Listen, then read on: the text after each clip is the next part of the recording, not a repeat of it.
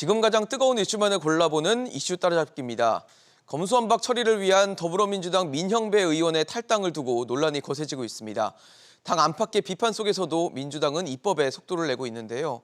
그런가 하면 윤석열 정부의 내각을 구성할 국무위원들의 청문회를 앞두고 여러 가지 의혹들은 계속해서 나오고 있습니다. 검수완박 갈등에 청문 정국까지 이 한치 앞을 내다보기 힘든 정국이 이어지고 있는데요. 관련 이슈들 지금부터 자세히 짚어보겠습니다.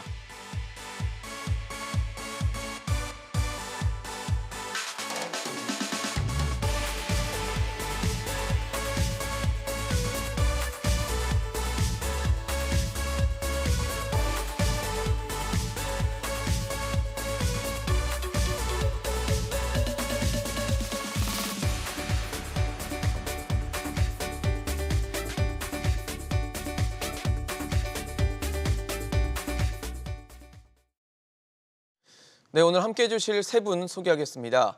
더불어민주당 부산 북강서을 최지은 지역위원장, 부산 가톨릭대 차재원 특임교수, 국민의힘 도봉구갑 김재섭 당협위원장 나오셨습니다. 어서 오십시오. 네, 안녕하세요. 네, 오늘 이슈 따라잡기 첫 번째 이슈 또 두 번째 이슈를 함께 좀 살펴보도록 하겠습니다. 첫 번째 이슈와 두 번째 이슈 좀 이거 화면에 띄워드리고 있는데 꼼수 탈당 역풍에도 민주당 검수완박 풀을 악셀, 또 검수완박 안 되면 20명 감옥행 폭로라고 저희가 제목을 잡아봤습니다. 최근 정치권의 가장 큰 이슈 중 하나가 이 국회 법사위 소속의 민형배 더불어민주당 의원의 탈당입니다. 이를 두고 당 안팎에서도 아주 많은 얘기들이 나오고 있는데 최지은 위원장님 어떠세요? 이 뭐 묘수냐 꼼수냐 각종 비판도 있고 평가들 나오고 있는데 좀 어떻게 이 사안을 보고 계십니까?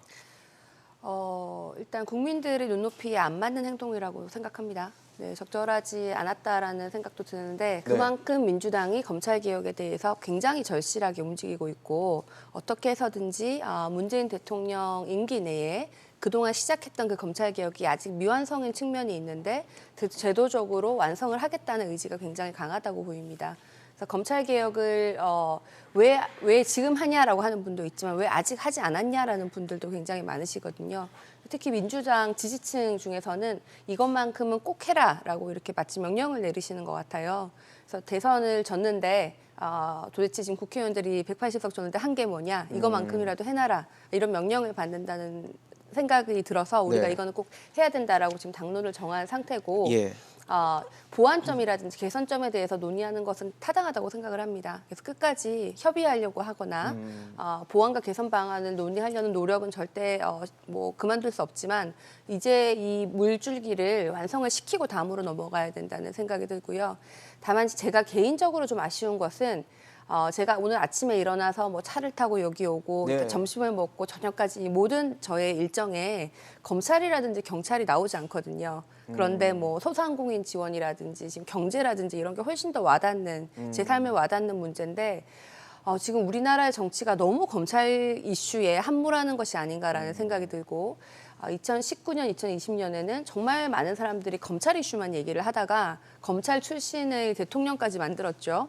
그리고 다시 검수완박으로 이렇게 여야가 뜨거워지는 것을 보면서 이게 좀 올바른가라는 생각이 듭니다. 그래서 이번에 좀 빨리 마무리를 하고 조금 더 생산적인 다양한 우리 삶에 더 와닿는 이런 이슈들로 다시 정치권이 다시 이제 다른 이슈들을 다시 얘기할 수 있는 날들이 좀 빨리 오기를 바랍니다. 네, 빨리 마무리되면 좋을 텐데 어떤 식으로 어떻게 또 마무리가 될지도 중요한 포인트가 될 거라고 생각이 되고요. 어쨌든 민주당 소속의 민형배 의원이 이제 탈당을 하게 되면서 이런 문제가 더 크게 좀 불거지고 있는데 저는 국민의힘에서 어떻게 보시는지도 좀 관심이 좀 있습니다. 그래서 최근에 민주당 당 내외에서도 이런 안팎에서도 얘기들이 있지만 국민의힘 이제 당협위원장이시니까 김재섭 위원장님 어떻게 보고 계십니까? 그러니까 이게 지금 제일 큰 문제가 뭐냐면요. 그 민주당이 국민의힘의 비판에 대해서 이거는 뭐 옳고 그름의 문제로 판단하는 것이 아니라 저 사람들은 정치적으로 이것을 막는 것이다라는 그 생각을 하시는 것 같아요. 그러니까 아무리 국민의힘에서 올바른 이야기를 해도 그다음에 그것이 국민의 삶과 직결되는 문제라고 하더라도 저거는 검수완박이라고 하는 우리가 추진하고자 하는 이 지상과제에 대해서 정치적으로 반대를 한다 이런 식으로 접근을 하다 보니까 건전한 토론 자체가 안 되는 겁니다. 그러니까 일단 그 아까 전에 말씀하셨지만은 지지층들의 요구에 따라서 이런 것들을 한다고 하는데 네. 이게 지지층만 바라보고 할 일이 아니거든요. 그러니까 전 국민을 바라보고 민주당을 지지하지 않는 분들, 그다음에 국민의힘, 그다음에 다른 시민단체라든지 아니면 전문가들의 의견도 같이 들어야 되는데 왜 지지층만 이야기를 듣고 나서 이 검수완박이라고 하는 것을 이렇게 강하게 추진해야 될 이유가 무엇이냐. 아까 전에 토론할 수 있다고 했지만 지금 전혀 토론이 이루어지지 않고 있거든요. 아무리 제기를 하도 많은 사람들이 여기 비판을 하더라도 이런 식으로 민명배 의원이나 양양자 의원에 대해서 사보임을 한다든지 꼼수 탈당을 한다든지 이런 모습들을 보여주고 있어요. 그래서 사실 이 민주주의라고 하는 것은 절차적 민주주의가 굉장히 또 한 축으로 중요합니다. 그러니까 목적이 수단을 정당화할 수는 없는 것이거든요. 근데 지금은 국회의원이라는 사람들이 나서서 지금 말 그대로 민주주의, 절차적 민주주의를 대단히 훼손하고 있다는 그런 생각들이 좀 들어요. 그래서 검수완박 토론해야죠. 그리고 수사권과 기소권을 분리한다는 데에서는 국민의힘도 그렇고 많은 전문가들, 그다음 심지어 윤석열 당선인이나 많은 검찰들도 동의를 하고 있는 부분입니다. 거기에 대해서는 동의를 하지만은 이것이 이렇게 졸속으로 처리될 일인가? 이렇게 토론도 없이 처리돼야 될 일인가? 지지층만 바라보고 나서 아무런 다른 견해들은 다 귀를 닫고 나서 이런 식으로 밀어붙일 일인가에 대해서는 저는 마찬가지로 비판적인 생각을 갖고 있고 네. 국민의힘 대다수 의원들이나 여기 우리 정치권 인사들 대다수가 아마 그런 생각을 갖고 있을 거라고 보고 있습니다. 사실 이게 이제 그 안건조정위원회에 여야 이제 3명씩 들어가서 6명이 총 구성이 되고 거기서 이제 안건에 대한 어떤 조정하는 논의를 하게 되는 과정이 있었는데 그거를 이제 조정위원 3분의 2 이상이 안건에 찬성을 하면 소위 통과하지 않고 전체 회의에서도 이제 바로 올라갈 수 있기 때문에 이 방식에서 저 무소속 1명의 자리 때문에 지금 이런 부분이 생기는 거잖아요. 그렇죠. 그래서 비교섭 단체 몫을 배정하는 부분에 대해서 이번에 민영배 의원이 민주당 소속이었다가 이제 탈당을 하면서 네. 일종의 꼼수다라는 비판을 받고 있는 건데 한 교수님은 어떻게 보셨습니까 이 사안을? 저는 안건 조정에 대한 설명을 드리기 전에 저는 이번에 민주당의 검수완박의 그런 조치 자체를 보면서 떠올린 생각은 그겁니다. 그러니까 하나의 속담인데요. 벼룩 잡으려다 초가상간 태운다는 것이죠. 아까 우리 최지원 위원장 말씀하신 것처럼 검찰개혁 필요하고 저도 적극적으로 동의하는 사람이고 그동안 제가 이 여러 방송에서도 검찰개혁에 대한 주장을 쭉 해왔습니다만 자칫 이 검찰개혁이 최선의 목표가 되면서 지상 최고의 목표가 되면서 민주주의라는 원칙 가치 자체를 허물 수 있다는 겁니다. 방금 말씀하신 것처럼 안건 조정위가요. 그러니까 지금 이 여야가 아주 첨예하게 대립되는 사안에 대해서는 뭔가 좀 이렇게 깊이 있는 논의를 하기 위해서 숙려기구예요. 쉽게 말하면 최장 90일 동안 깊이 논의를 해서 여야 간의 그러니까 뭐랄까요 견해차를 좁혀라 그것인데 그래서 그 목적이 그러니까 여야 동수로 구성을 하도록 한 겁니다. 그렇기 때문에 지금 과거 민주당 소속이었던 분이 그러니까 여러 가지 이유로 탈당을 해서 안건 조정이 야당 몫으로 간다는 그 자체가 법적 취지가 사실은 훼손될 수밖에 없는 그런 상황인 것이죠. 그렇기 때문에 상당히 문제가 있다는 것인데 무엇보다도 이 지금 안건조정위원회라는 이 위원회라는 저 제도 자체가요. 2012년도에 국회에서 소위 말하는 국회 선진화법이 만들어지면서 만들어진 조항이에요. 예. 그렇다고 한다면 국회 선진화법은 왜 만들어졌느냐? 그동안에 다수당이 그러니까 의석수만 가지고 일방적으로 밀어붙이는 그러한 그 자체가 소위 말하는 이 다수결의 원칙이라는 민주주의 이 원칙이라고 포장은 했지만 상당히 그 수적 우위를 갖고 그러니까 일방적인 밀어붙이기, 날치기 이런 것 때문에 상당히 한국의 민주주의가 위험할 수 있다. 그런 것 때문에 저런 제도가 만들어졌던 것이고요. 또 하나의 측면은 뭐냐면 당시 이런 그 국회 선진화법을 가장 앞장서서 요구했던 정파가 바로 당시 야당이었던 민주당이었습니다. 그 민주당이 강력하게 요구했고 2012년도에 당시 이렇게 대선을 앞두고 있던 새누리당의 그 박근혜 비대위 대표가 이걸 받아들였죠. 그래서 사실은 당시 여당이었던 새누리당 내에서도 반대가 상당히 많았어요. 그럼에도 불구하고 우리가 한 단계 정말 한국 국회와 정치를 민주주의를. 선진화시키겠다는 쪽으로 해서 한 건데 지금 민주당이 하고 있는 것 자체는 말 그대로 자가당착이잖아요. 그렇지 않습니까? 그리고 아까 우리 김재섭 의원 말씀하셨지만 소위 말해서 절차적 민주주의라는 차원에서도 이게 문제가 있다는 겁니다. 아무리 목표가 좋다고 하더라도 수단을 저런 식으로 변질시켜서 가는 것 자체가 맞느냐. 사실 민주당 입장에서는 이 절차적 민주주의를 무시했다가 이번에 정권 교체를 당한 측면도 있잖아요. 우리가 기억하고 있지만 추윤 갈등이 뭡니까? 이 당시 검찰총장이 여러 가지 문제들이 있었지만 이에 대한 검찰총장을 무리하게 징계해서 밀어붙이려고 하다가 결국은 민심의 이반을 일으켰고 결국 그 당사자인 그 검찰총장이 차기 대통령까지 당선되는 이러한 교훈을 민주당이 지금도 잊어버리고 있다는 것이죠. 그래서 오늘 신문에서 이런 이야기를 타이틀을 달았더라고요. 민주완박이다. 민주주의가 완전히 박살나고 있다. 오늘 어느 한 신문의 일면 제목이에요. 저는 이거 자체가요. 정말 지켜보는 국민들이 정말 참담한 심정이라는 생각이 들 것 같아요. 앞서 최지은 위원장님도 방식에 대한 좀 아쉬움을 나타내 주시긴 했는데 지금 당 내에서도 이 부분에 대해서 비판의 목소리들이 있습니다. 실제적으로 뭐 자신의 SNS라든지 아니면 공식적으로 뭐 방송을 통해서라도 입장을 반발하는, 그리고 이렇게 이런 방법을 쓴 것에 대한 어떤 동의하지 못하는 의사들이 나오고 있어서 아무래도 뭐 목표가 중요하겠지만 또 방법도 굉장히 중요한 거거든요. 그러다 보니까 아마 이 부분에 대한 비판의 목소리가 나오고 있는데 좀 어떻게 보십니까? 당 내에서도 반발하고 있는 상황에 대해서는. 뭐 국민 눈높이에 맞지 않는다라고 아까도 말씀을 드렸고 저도 예. 그렇게 생각을 하지만 왜 이렇게까지 했는지를 조금 그냥 민주당 입장을 조금 설명을 드리면은 윤석열 검찰총장 출신이 이제 당선인이 되시고 본인이 검수완박 같은 것은 거부권을 행사하겠다라는 얘기를 하셨어요. 그래서 5월 9일 이후로는 이런 개혁을 할 수가 없어서 그게 그러면은 데드라인이 돼버린 거예요, 갑자기. 그리고 그때만 해도 굉장히 많은 사람들이 민주당 내에서도 뭐 이거를 완전히 분리하는 게 맞냐, 뭐 일부 분리해야 되냐, 이걸 지금 얘기하는 게 맞냐 이런 얘기들이 있었는데 갑자기 법무부 장관으로 한동훈 뭐 복심이라고 하는데 네. 그분을 임명을 하니까 이거는 뭔가 검찰 공화국이 마치 되는데 우리가 이제 야당으로서 견제를 해야 되는 것이 아니냐라는 그런 심리 때문에 이게 조금 그 검수완박이라는 이 불이 있었는데 한동훈 임명이 좀 기름을 부은 것 같아요. 그래서 이게 이제 민주당 내에서도 비판하는 목소리가 좀 작아지는 이런 기회가 됐고 이게 당론으로 설정을 되고 그러면은 날짜가 정해져 있는데 그때까지 하기 위해서 어떻게 해야 되냐라고 하다 보니까 여기까지 간 것 같은데요.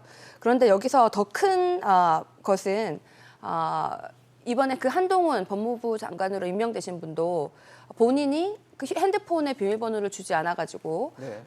계속 이렇게 검찰에서 그 증거를 확보할 수 없어서 검언 유착에 대해서 그동안 계속 뭐 무혐의도 나지 않고 혐의도 나지 않고 하다가 정권이 바뀌니까 바로 무혐의가 되고 그다음에 김건희 씨 같은 경우에는 주가 조작에 대해서 계속 검찰이 아직까지도 수사를 안 하고 있고 이런 것에서 우리가 굉장히 많은 상황에서 검찰이 선택적으로 수사를 한다는 걸 본 것이죠. 그래서 정권에 따라서 검찰이 어느 정도 어떤 때는 선택을 해가지고 수사를 하기도 하고 없는 죄가 생기기도 하고 있는 죄는 수사를 안 하기도 하고 이런 것에 대한 검찰에 대한 그 독립성과 신뢰성에 대한 불신이 근본적으로 작용을 해가지고 어떻게든 막아야 된다라는 상황이 된 것 같은데 그럼에도 불구하고 지금 국민 눈높이에 맞지 않는 점도 있고 또 하나는 이게 지금 또다시 이렇게 검찰 이슈를 우리가 모든 사람이 얘기하는 것에 대해서 저는 굉장한 답답함을 느끼고 있습니다. 그리고 이게 지금 검찰 개혁 이슈가 이 검수완박을 하더라도 보완 장치가 필요하다고 생각하거든요. 검찰이 하던 것을 모든 게 경찰한테 한다고 해결될까라는 것에 대한 의문이 있고 그럼 경찰 권력을 어떻게든지 견제하는 방안이라든지 그런 보완 방법에 대해서는 좀 당이 이렇게 토론을 하고 필요하면 협의를 하고 그래서 그런데 이제 문제는 이게 지금 진영 논리로 가다 보니까 민주당이 설사 협의할 의지가 있다고 그래도 또 국민의힘이 이거를 협의해주지 않을 거예요. 그래서 서로 진영 논리로 강대강으로 가고 있는 이 모습이 굉장히 안타깝습니다. 네. 김재석 위원장님 어떠세요?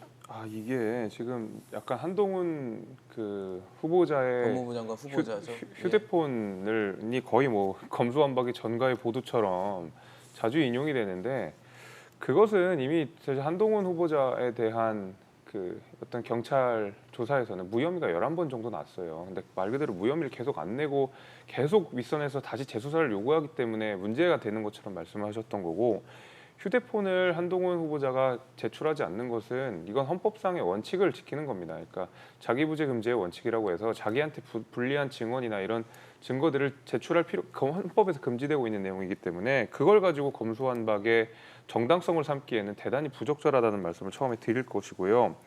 두 번째는 시기적으로도 왜 이렇게 급하냐에 대해서 윤석열 당선인이 거부권을 행사할 수 있기 때문이다라고 이야기하셨는데 거부권이라고 하는 것이 의결 정족수가 좀 어쨌든 제의를 할 수가 있거든요. 국회 내에서. 그러면은 정족수가 좀 올라가긴 합니다. 의결 정족수. 하지만 지금 민주당이 가지고 있는 의석수에 비춰보면 얼마든지 거부권 행사라도 다시 할 수 있어요. 그 얘기는 뭐냐면 민주당이 그걸 모르고 지금 이런 식으로 하겠습니까? 거부권이 행사되더라도 의결 밀어붙일 수 있는 정족수가 됨에도 불구하고 이렇게 밀어붙이는 것은 이게 시간이 끌어서 여론이 안 좋아질 것 같다. 국민들의 비판이 더 많아질 것 같다. 많은 시민단체나 야당의 비판이 더 이상 자기네들이 버티기 어렵다. 그 정도로 탄탄한 논리가 없기 때문에 하루라도 빨리 처리하려고 하는 것이거든요. 저는 그래서 대통령의 거부권이 행사될 수 있다라는 이유 때문에 이렇게 빨리 행사되는 것이나 아니면 한동훈 후보자 내지는 김건희 여사에 대한 수사가 미진했다라는 이유로 검수완박을 하기에는 그 검수완박이 가지는 무게에 비해서 그 정당성이 대단히 떨어진다. 이 말씀을 제가 드리겠습니다. 제가 잠깐 말씀을 드리면요. 제가 이 두 분 때문에 검수완박을 하자는 거는 말이 안 되는 일이고 이 두 분을 최근에 있었던 예를 든 겁니다. 그래서 이 두 사안이 다 검찰이 선택적 수사를 한다는 거죠. 선택적 결론을 내리고 그때 11번 무혐의가 났으면 왜 그때 무혐의를 발표하지 않고 왜 이제서야 하는 겁니까? 정권 바뀌니까 하는 거잖아요. 그럼 그 전에는 그 문재인 정권의 눈치를 보고 있었다는 겁니까? 검찰이? 당연히 봤죠. 네. 지금 인정하셨잖아요. 그러니까 검찰이 정권에 따라서 눈치를 보고 수사와 그 독립성에 대해서 검찰의 중립성과 독립성이 없다는 것에 대해서 우리가 지금 이게 그 대표적인 예라는 것이고 최근에 있었던 제가 바로 기억이 나서 얘기를 하는 것이지 비밀번호 때문에 검수완박을 한다는 거는 조금 억지를 하시는 것이고 그럼 다른 다만, 이유가 예. 뭐가 있느냐 이제 이거죠. 그런데 지금 김재섭 위원장님도 검찰이 문재인 정부에 눈치 봤다라고 생각을 하시는 거잖아요. 그러면은 저는 검찰이 지금 윤석열 정부의 눈치를 봤기 때문에 지금 무혐의를 줬다고 얘기를 하는 사람들도 있거든요. 그런데 두 사람들의 공통점은 검찰이 독립적이고 중립적으로 수사를 하지 않는다라고 믿고 있다는 것입니다. 그러면은 제가 문재인 정부 내에서 사실 검찰을 굉장히 사유화하려고 했고 검찰을 정치적으로 많이 이용했다. 이제 저는 이 말씀을 저는 드리고 싶어서 그 얘기를 했었던 것이고요. 그러면은 검경 수사권 조정이 한 1년 4개월 전에 이루어졌었는데 1년 4개월 만에 검경 수사권 조정 나머지 6개의 범죄에 대해서도 전부 수사권을 박탈해야 되는 이유가 뭐냐라고 물어봤을 때 민주당 의원들, 민주당에 계신 분들 중에 그 누구도 명쾌하게 대답해 주시는 분들이 없어요. 한동훈 후보자에 대한 휴대폰을 정가해 보도처럼 반복적으로 모든 사람들이 그 얘기를 하고 있고 그 얘기를 알고 있으면 1년 4개월 만에 검경 수사권이 조정된 것을 왜 이렇게 급하게 바꿔야 되느냐. 여기에 대해서도 방금 전에 최지은 대변인님 말씀하신 대로 아무 내용도 사실 없거든요. 그냥 해야 된다. 그냥 트렌드다. 이거 말고는 없어요. 그럼 정말로 국민들을 납득시킬 수 있어야 되고 야당을 설득할 수 있어야 되고 시민단체나 전문가들이나 하다못해 법무부에서도 반대를 하는 거면 왜 반대를 하는지를 들어보고 거기에 대해서 답변을 해주셔야 되는데 이거는 그냥 개혁과제다. 반드시 해야 된다. 윤석열 당선인이 오기 전에 무조건 해야 된다. 이거 말고는 명분이 없거든요. 이제 이런 부분들을 저희가 비판을 하는 겁니다. 제가 지금 말씀을 충분히 드린 것 같은데 명분은 아직 우리가 지금 그 6대 수사권을 제외한 나머지를 경찰한테 줬지만 그 이후에 그 고위공직자라든지 정치 검찰의 제 식구 감싸기가 계속 이어졌고 지금 한 이것으로도 지금 최근 1년 동안에 검찰의 선택적 수사가 나아지지 않았다고 보기 때문에 개혁이 필요하다고 생각한 게 이유인데 그럼에도 불구하고 저는 이것을 이렇게 급하게 해야 되느냐에 대해서 반대 의견은 충분히 있을 수 있다고 생각합니다. 지금 두 분은 좀 말씀하신 게 평행선을 달리고 있어서 제가 차 교수님께 좀 여쭤보고 싶은 건 최근에 이번에 사보임으로 또 논란이 됐던 양향자 의원 있잖아요. 민주당 출신의 무소속 의원인데 그런 발언을 했더라고요. 문재인 청와대 사람 20명이 감옥에 갈 수 있다고 들었다라는 표현을 썼는데 이게 또 논란이 되고 있어요. 뭐 검수완박 관련된 것이다. 어떤 다양한 또 해석들이 나오고 있는데 어떻게 보셨어요, 이 발언은? 예, 오늘 뭐 보도를 보니까 양양자 의원이 저 발언은 뭐 이래 의원한테 직접 들은 게 아니고 뭐 지금 뭐 실무진에게 들었다고 이야기를 네, 하는데 네. 또 뭐 이 양양자 의원의 발언에 의하면 그러니까 다 죽는다는 또 이야기를 했다고 하더라고요. 그렇다고 한다면 지금 두 분이 지금 왜 이 상황에서 이 시기에 지금 검수완박의 입법을 추진하느냐 부분에 대해서 양양자 의원의 저 말만 빌어보면 상당히 그러니까 민주당이 지금 그러니까 정권이 바뀌고 난 뒤에 검찰 수사권이 그러니까 전 정권 즉 지금 민주당 정권에게 상당히 향할 가능성 활락이 그런 향할 부분들 것이다. 때문에 소위 말하는 방탄입법에 대한 그러한 식의 그런 그 때문에 한다는 의구심을 충분히 자아내기에 이 발언을 봤을 발언을 때는요. 봤을 때 예. 충분히 그럴 수 있는 것이죠.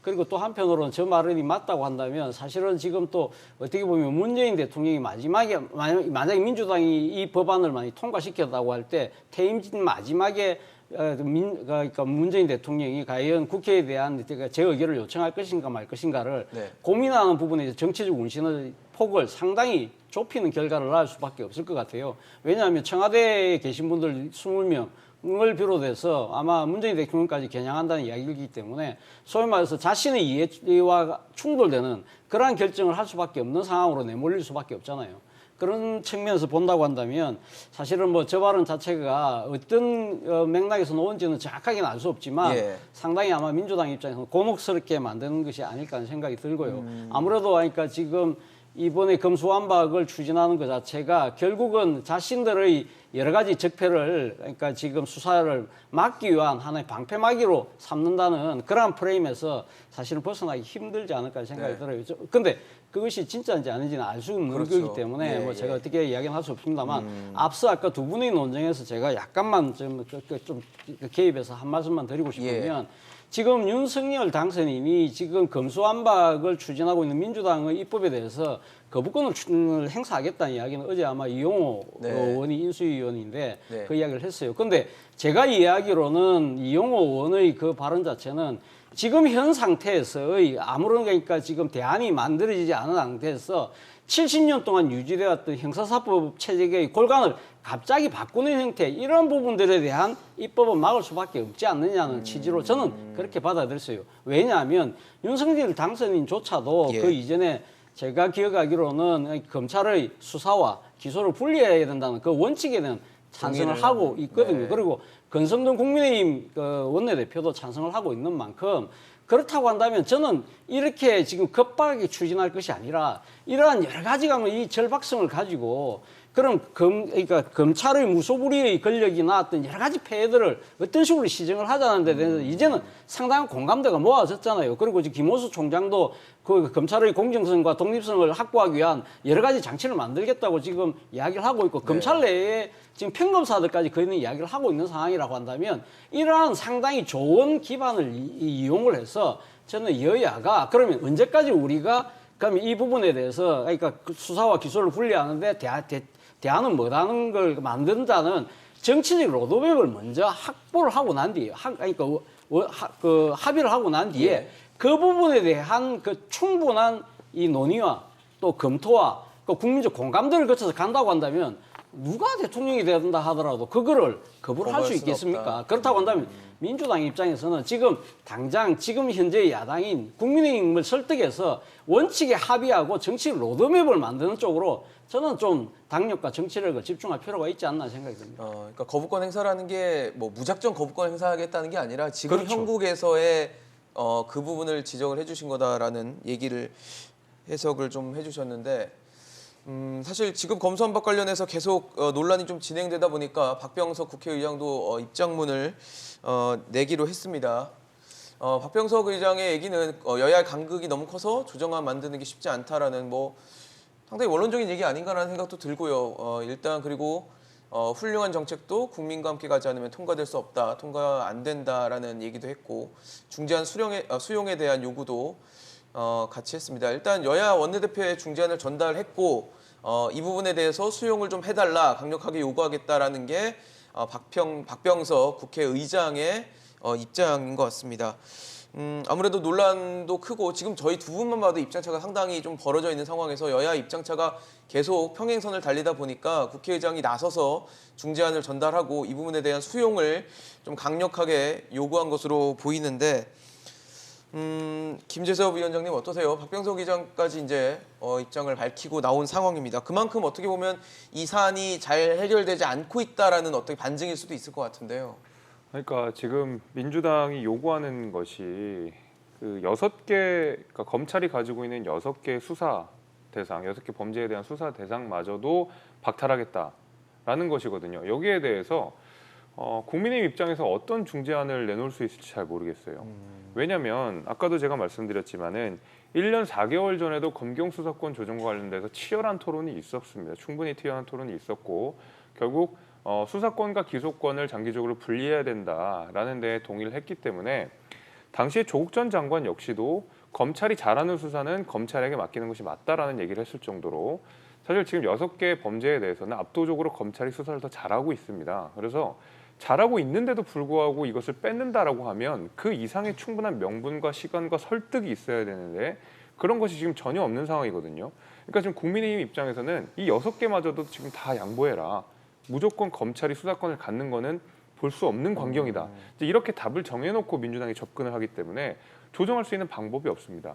유일하게 국민의힘에서 내세울 수 있는 것은 사실 지금 시간을 갖고 다양한 각계 학계나 현장이나 아니면은 국민들의 이야기를 경청해가면서 가자라고 해서 시간을 조금 더 두자라고 하는 중재안밖에 요구할 수가 없고 네네. 내용에 대해서는 사실 지금 뭔가를 바꾸는 내용 자체가 거의 없습니다. 근데 시간도 입장 차가 좀 크지 않습니까? 지금 어쨌든 차기 정부 들어가면 불가능하다라고 보고 있는 게 민주당의 입장이기 때문에 시간을 딱 정해놓고 있는 상황에서 시간을 더 달라는 것 자체가 또 충돌할 수 있는 지점 아니겠습니까? 그러니까 법안의 통과 가능성을 가지고 밀어붙이면 안 된다고 생각을 하고 이 법안이 통과됐을 때 실제적으로 현장이나 국민들께 어떤 영향을 미칠지를 고민을 해야 되는데 그냥 통과 자체가 목적이 되면 안 되거든요. 통과 자체가 목적일 수 없습니다. 당연히 완전히 악법이라도 통과가 되면 법이 되는 거예요. 근데 그런 의미에서 통과 자체에 지금 이게 통과가 안 되면 마치 민주당이 무너지는 것처럼 그렇게 해서 이거를 검수완박을 정말 집착을 하는 상황인데 그럴 것이 아니라 여기에 대해서 한 발 물러가지고 정말로 현장에서 필요한 내용이 무엇인지 그다음에 검찰과 경찰 간의 검경 수사권들을 어떤 식으로 조정해 나가야 되는지를 조금 설득할 수 있는 공간이 있어야 되는데 이제 민주당 자체가 이 내용에 대해서 공간을 전혀 안 주다 보니까 무조건 이 시간에 통과해야 된다고 생각을 하면 국민의힘 입장에서는 어떤 중재안을 전달할 수가 있겠습니까? 사실 쉽지가 않거든요. 저는 그런 의미에서라도 이 내용에 대한 수정이 분명히 있어야 된다. 네네. 그리고 아까 전에 검찰의 제 식구 감싸기 했지만은 말씀하셨지만은 그럼 경찰은 제 식구 감싸기가 없어질 것이냐? 저는 이게 결국에는 권한이 어디로 이동하는 방식이기 때문에 서로 견제하거나 권력이 맞물리는 형태가 아니라 그냥 온전히 A에서 B로 이동하는 방식이기 때문에 말씀하신 내용은 어디 가나 발생할 수 있습니다. 이런 경찰이 것들을 간다고 해서 해결된 문제가 아니다. 그럼요. 이게 이제 검찰이든 KFBI든 아니면 경찰이든 이들 가운데서 권력이 견제되고 분립되고 할 수가 있어야 되는데 이런 논의가 지금 전혀 없다라는 것이죠. 네, 일단 뭐 국민의힘 권성동 원내대표도 수용안에 대해서 중재안에 대해서 내용이 합리적이라면 수용할 수도 있다, 수용해보기 용의가 있다라고 발언을 했는데 뭐 내용이 중요하겠죠. 아무래도 내용이 중요할 텐데 일단은 어쨌든 국회의장까지 나선 상황입니다. 네, 뭐 우리 김재섭 위원장님은 뭐 민주당이 그냥 무조건 밀어붙이기 한다고 하셨는데 좀 전에 박병석 의장님도 중재안을 양당에 냈고 박홍근 민주당 원내대표도 중재안 지켜보겠다. 네. 뭐 받아들일 수 있다, 있을 수도 있다. 권성동 국민의힘 원내대표도 중재안을 검토해 볼 수 있다라고 지금 얘기를 했는데 이건 밀어붙이는 게 아니라 지금 중재를 하고 있고 협의를 하려고 노력을 하고 있다는 것입니다. 그래서 지금 방금 이게 팩트고요. 네. 저도 지금 검찰이 하고 있는 것에 우리가 지금 문제가 있다. 그래서 경찰한테 다 넘겨버리자라는 것이 맞다고 생각하지 않아요. 양쪽 다 견제를 할 수 있는 장치가 필요하고 보안과 대책에 대해서 굉장히 많은 고민과 그런 내용들이 포함되는데 이게 중재안에 그게 다 들어가 있으면 좋지만 그렇지 않더라도 나중에 다 개정하든 되고 이게 법안 통과하면 그게 끝나는 것이 아니고 계속 수정 보완할 기회가 있다는 것을 말씀드리고요. 네. 그리고 양양자 의원의 발언에 대해서는 굉장히 부적절한 발언을 하셨다고 생각을 해요. 뭐 들었다라고 표현을 쓰긴 썼지만 네, 근데 이게 표현 거의 자체가 카더라 수준이잖아요. 뭐 이걸 뭐 국회의원이 했는지 누가 얘기했는지 밝히지도 않았고 누가 뭐라고 하더라 이런 카더라식의 내용을 국회의원이 언론에 공식적으로 인터뷰를 했다는 게 참 안타까운데 네. 이 근본에는 아마 이런 게 있는 것 같아요. 노무현 대통령이 과거에 돌아가셨을 때 검찰이 좀 과잉 수사를 했다. 그 없는 것에 대해서도 얘기를 했다라는 것에 대해서 많은 대다수의 국민들 그리고 민주당 지지자들이 검찰에 대한 이 검찰의 뭐 정치적인 그런 선택적인 수사 정권이 바뀌면은 지난번 정권을 이렇게 죽이고 새로운 정권에 이렇게 새로운 정권의 눈치를 보는 이런 수사를 우리가 옛날에 경험을 한 적이 있고 거기에 대한 국민들의 두려움 속에서 누군가가 카더라라고 한 건데 마치 그것을 무슨 국회의원이 저렇게 인터뷰를 해버리니까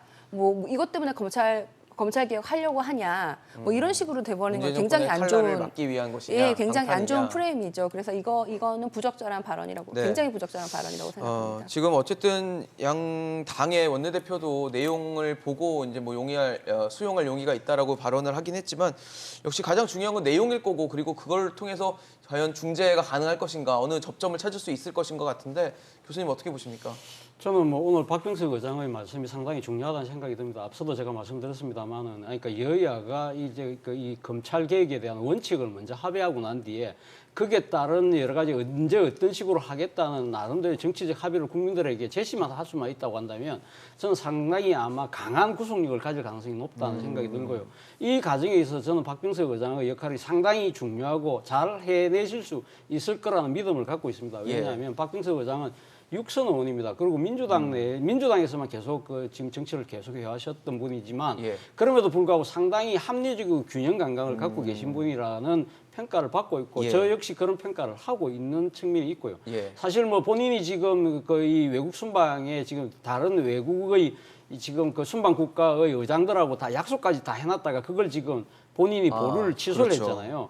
그런데 왜 이런 결단을 했을까? 아마 본인 입장에서는 물론 지금 국회의원은 앞으로 한 2년이 더 남아 있습니다만 본인의 지금 국회의장 임기는 5월 29일까지거든요. 약 한 달 조금 더 남았습니다. 그렇기 때문에 아마 본인의 정치 인생에서 가장 중요한 지금 시점에 지금 맞닿아 있는 거예요. 그렇다고 한다면 이 상황에서 자신이 어떠한 역할을 해서 이 난국을 돌파해 나갈 것인가.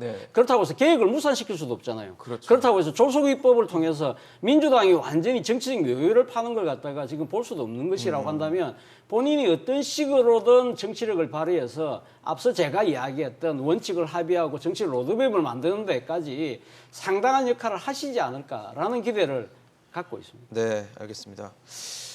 국회의장까지 나서면서 여야의 극한의 대치가 과연 잘 중재될 수 있을지 좀 지켜보도록 하고요. 저희 다음 이슈로 좀 넘어가 보도록 하겠습니다. 다음 이슈 좀 띄워주시죠. 컷오프 됐다가 부활한 송영길입니다. 송영길 전 대표 얘긴데요. 서울시장 출마하겠다고 선언했다가 향후 컷오프를 하겠다고 또 하고 그 이후에 또 다시 이 부분을 철회하면서 당 전략공천관리위원회 결정을 뒤집게 되는 상황들이 연출되고 있는데 일단은 뭐 최재훈 위원장님께 여쭤봐야 될 것 같습니다. 당내에서 뭐 여러 가지 얘기고 있고 지금 지방선거를 앞두고 있기 때문에 또 서울 굉장히 중요한 곳이잖아요. 그러다 보니까 이제 계속 이렇게 의견이 좀 뒤바뀌는 상황들이 있는데 어떻게 보고 계십니까, 상황을? 결론적으로는 이 모든 분들이 경선을 한다.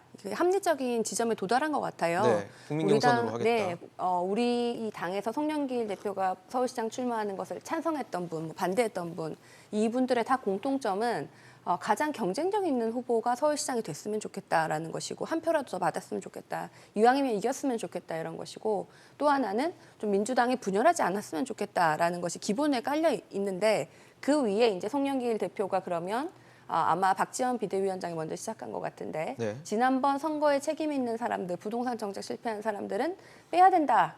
그러니까 이제 전략 공천으로 만들어 놓고 그럼 이분들은 이렇게 빼야 되는 거 아니냐. 그랬더니 그러면은 왜 이분들만 빼냐. 그리고 뭐 다른 대안이 있냐. 그리고 이분들이 뭐 꼭 그 책임을 다 물을 필요가 있냐. 여러 가지 갑론을박이 벌어진 것이죠. 그런데 저는 설사 이분들이 책임이 있다면은 국민 경선에서 그 국민들이 심판을 하시는 거지 한 개인이 이번에 책임은 누구라고 지정을 하는 것은 좀 적합하지 않은 것 같고 또 현실적으로도 뭐 송영길, 박주민 이분들이 지금 나와 있는 후보군 중에서 경쟁력이 높은 분들인데 이분들을 빼고 그럼 선거를 뭐 다른 대안이 있는 것이냐라는 것에서 현실적인 좀 의문이 들거든요. 그래서 이렇게 최종적으로는 좋은 결론이 났지만 이 과정이 굉장히 민주당에 속해 있는 젊은 정치인으로서 굉장히 황당했고 이 모든 광장이 굉장히 일사불란하지 않고 네. 지금 우리가 대선 패배 이후에 당의 좀 리더십이 부재한 것이 아닌가 이런 생각도 들었고 지금 이제 대선 패배 이후에 당이 지금 여러 가지 뭐 우리가 이런 걸 잘못했다를 반성도 하고 그 과정을 겪는 건데 다시 조금 더 일사불란하게 움직이도록 네. 다시 좀 이렇게 재정비를 할 필요가 있다고 보입니다. 말씀하신 대로 구심점이 없다라는 평가들이 나오고 그러다 보니까 이재명 상임고문의 뭐 등판론 이런 것까지 또 연결이 되고 있는 것 같은데 국민의 입장에서는 어쨌든 오세훈 서울시장의 어떻게 보면은 상대를 카운터파트를 찾는 지금 구도가 되고 있거든요. 어떻게 보고 계십니까? 이게 이제 사실 이제 선거 패배 시그널 중에 몇 개가 있어요. 이제 네. 이런 거 보면 지난 2020년 총선 때도 저희가 소위 말하는 뭐 공천 파동이니 네. 뭐 공천 뭐 여러 가지 그 수식어들이 붙어가면서 공천이 잘못됐다 이런 얘기들이 많거든요.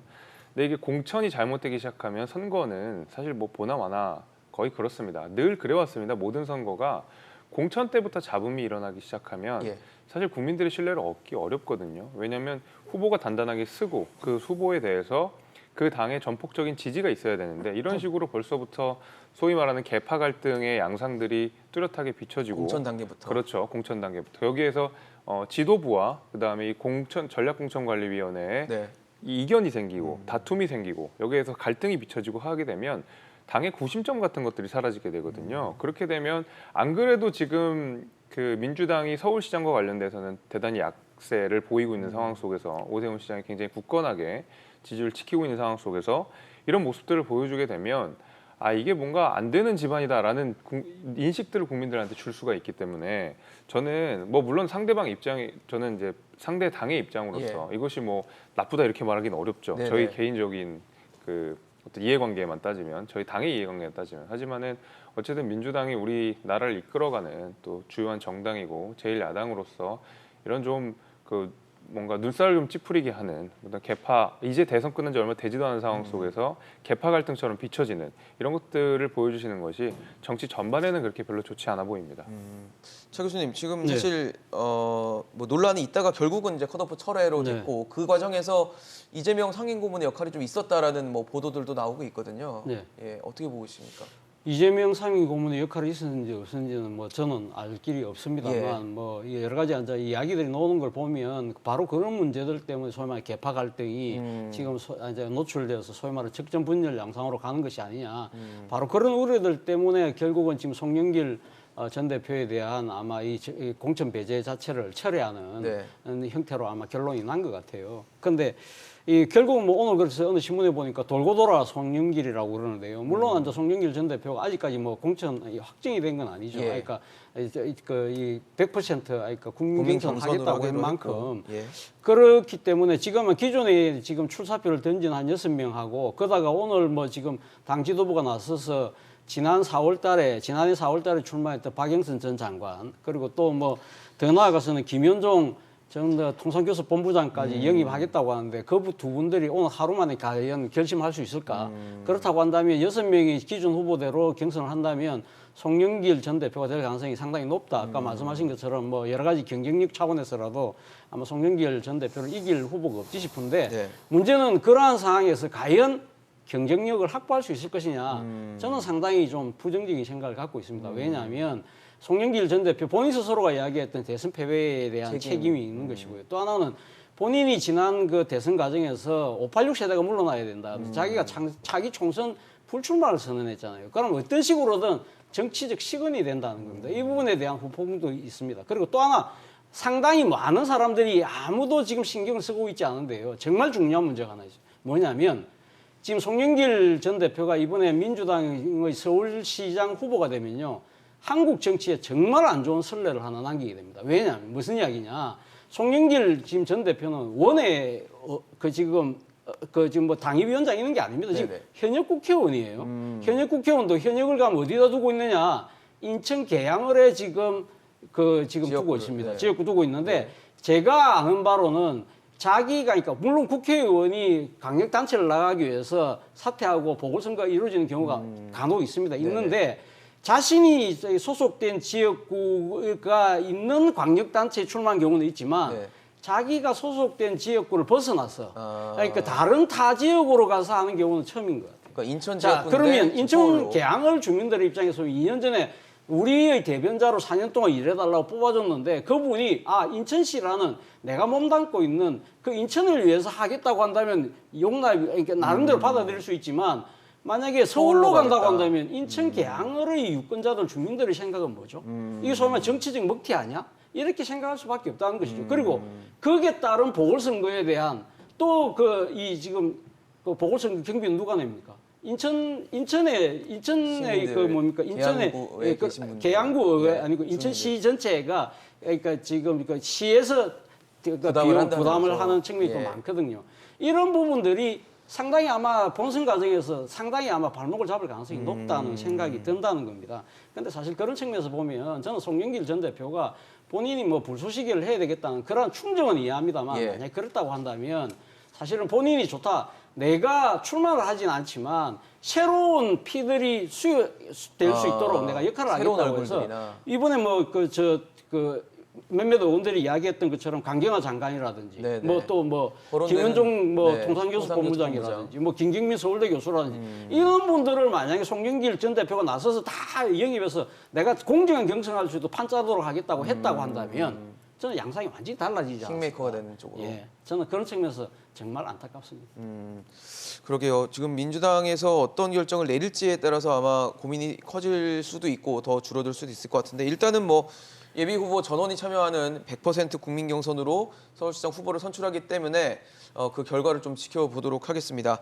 저희 마지막 이슈도 체크해 보도록 하겠습니다. 요즘 가장 또 의혹을 받고 있고 의혹이 뭐 계속 터져 나오는 인물인데 자고 나면 또 의혹 터지는데 정호영 한 점 부끄럼 없다. 보건복지부 장관 후보자 얘기입니다. 계속 의혹은 나오는데 뭐 굉장히 당당합니다. 뭔가 문제가 없다라고 생각이 들 정도로 굉장히 당당하고 이 부분에 대해서 검증 받겠다 뭐 이런 식으로 계속 나오고 있어서 뭐 결과가 나와봐야 아는 얘기이긴 하지만 결국은 청문회 잘 통과해보겠다라는 의지로 좀 읽히거든요. 어떻게 보십니까? 뭐 본인이 국민 눈높이에 뭐 떳떳할 수 있다라고 하시니까 뭐 네네. 청문회에서 뭐 보면 될 일인데요. 검증을 해야 되겠죠. 제가 두 가지만 지적하고 싶습니다. 하나는 과거에 민주당 인사한테 여러 가지 굉장히 송곳 잣대가 적용이 됐잖아요. 예를 들어서 조국 장관이라든지 그때와 지금의 잣대가 비슷해야지 당마다 잣대가 다를 수는 없다. 그래서 이제 과거에 윤석열 검찰총장이 들었던 그 잣대를 네. 본인이 임명한 사람에게도 동일하게 해야 좀 맞는 것이 아닌가 이런 생각이 들고요.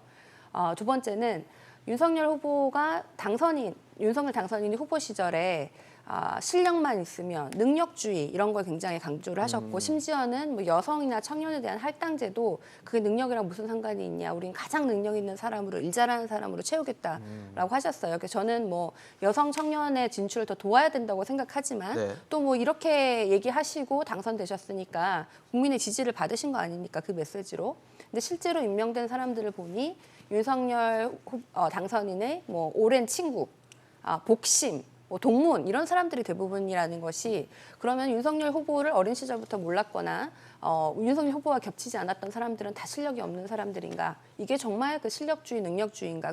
오늘도 아마 지금 국민의힘의 구의원, 시의원 그 신청자들은 뭐 그 국민의힘에서 다시 만든 그 능력주의 잣대를 위한 시험을 아마 보고 있을 거예요. 그런데 장관 될 때는 그 시험을 보는 것이 아니라 대통령과의 관계로 그게 실력이 판명되는 것인가라는 것에 대해서 조금 모순이 있다고 보이고요.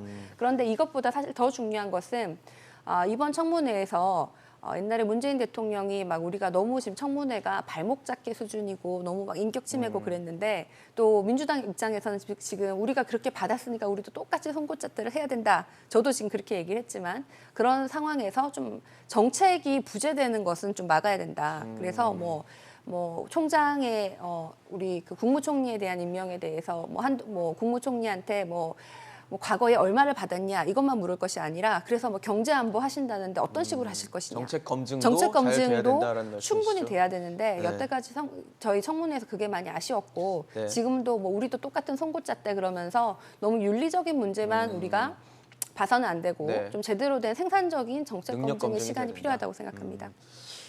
김재섭 위원님 어떠세요? 지금 논란은 계속되고 있고 본인은 어쨌든 부끄럼 없다라고 해명을 하고 있습니다. 저는 이제 뭐 그건 좀 부적절하다고 생각합니다. 그러니까 뭐 국민 눈높이가 저도 이제 한 국민으로서 예. 또 바라봤을 때 뭐 이게 완전히 다 떳떳해 보인다 이렇게 생각하지는 않습니다 개인적으로. 근데 저는 이 민주당 그러니까 특히 이제 최지은 위원장님의 말씀 중에 제가 동의하기 어려운 걸 말씀을 좀 드리면 첫 번째로는 뭐 송곳자 때가 민주당한테 적용이 됐었느냐 저는 그렇지 않다고 생각합니다. 실제로 문재인 대통령께서 취임하실 때 그 공직자 인선에 관한 7대 불가사유를 말씀을 하셨거든요. 근데 그 7대 불가사유에 해당되는 인사들 역시도 인사청문회에서 야당의 극심한 반대에도 불구하고 인사 강행이 이루어졌습니다. 그게 역대 최대입니다. 한 30명 이상이 되기 때문에 역대 정부에서 뭐 4-5명, 뭐 많아야 7명, 8명 정도가 됐는데 문재인 정부에서 30명이 넘는다. 이것은 사실 민주당이 어떤 인사에 관련돼서 국민의힘에 지적하기 전에 자아성찰부터 분명히 해야 되는 부분이다. 이 얘기를 먼저 좀 드리고요. 두 번째로는 가까운 곳이 문제가 되진 않죠. 이제 가까웠는데 일을 못하거나 가까웠는데 부적격한다든지 아니면 가깝지만은 좀 여러 가지 구설수가 있다든지 이러면 문제가 될 수가 있죠. 문제가 있는 인사가 가깝다는 이유만으로도 만약에 채용이 된다 그러면 그런 건 좀 문제가 있는데 뭐 그런 의미에서 정호영 후보자가 부적절하다는 비판에 대해서는 저희가 수용할 수가 있겠습니다만은 다른 모든 인선들이 가깝기 때문에 문제가 있다라고 얘기하는 것은 문재인 정부에도 완전히 동일하게 적용이 됩니다. 과연 이 사람들이 윤석열 당선인과 가까웠는데 일할 수 있는 역량이 주어졌는지 일할 수 있는 힘이 있는지 이걸 보고 판단을 해야 된다 이렇게 생각합니다. 결국은 능력 검증이 필요하다라는 생각이 드는데 최 교수님 어떠세요? 네. 정호영 후보자는 어떻게 좀 대응을 하고 이게 될까요? 청문회에서. 앞서 뭐 화면에도 나왔습니다만 어제 정호영 후보자가 그러니까 지금 도덕적 윤리 잣대로도 한 점 부끄러움 없다고 네. 얘기를 하잖아요. 정말 그럴까요? 제가 한자말을 써서 정말 죄송한데요. 이하부정관이라는 말이 있습니다. 이하부정관. 예, 그러니까 오얏나무 아래에서는 각근을 고쳐 내지 쓰지 마라. 말라는 네. 이야기거든요. 그건 우리 선조들이 갖고 있는 고도의 그 공직 윤리를 보여주는 한 대목이죠. 오해할 소위 말해서 수 있으니. 이해 충돌이 발생할 수 있는 상황에서는 절대 나가서는 안 된다는 이야기입니다. 근데 정호영 후보자가 그러니까 지금 경북대 병원에 고위직으로 근무를 할 때 아들, 딸들이 다 지금 입시 그러니까 편입 시험에 들어왔을 때 나는 누구한테나 말하지 않았기 때문에 난 떳떳하다고 이야기할 수 있지만 과연 그럴까요? 그러니까 지금 이 진료처장, 병원장을 역임할 때 아들과 딸들이 그러니까 들어왔을 때 나는 말 안 했지만 알만한 사람 다 알지 않았을까요? 그리고 또 지금 본인과 같이 논문을 공저를 했던 교수들이 구술평가는 주관적 시험에 만점을 줬다는 보도들이 나오고 있다고 한다면 이것이 이심전심으로 뭔가 이렇게 그러한 가능성은 없었을까요? 그리고 또 본인이 사실은 여러 가지 뭐 이제 그다음 두 번째 아들은 첫 번째 한번 떨어지고 두 번째 특별 전형으로 갈 때 특별 전형이 갑자기 만들어졌어요. 그럴 때 그러면 아들아 그러니까 우리 학교 이번에 특별 전형이 됐으니까 이런 식으로 한다더라 이렇게 준비를 해봐라 이런 것 자체가 상당히 아빠 찬스 아닌가요? 이런 부분들이 소위 말하는 이해 충돌과는 문제가 없는 거예요. 이런 식의 인식을 가진 분이 국무위원을 한다? 이것이 국민의 눈높이하고 맞는가 하는 부분인데요.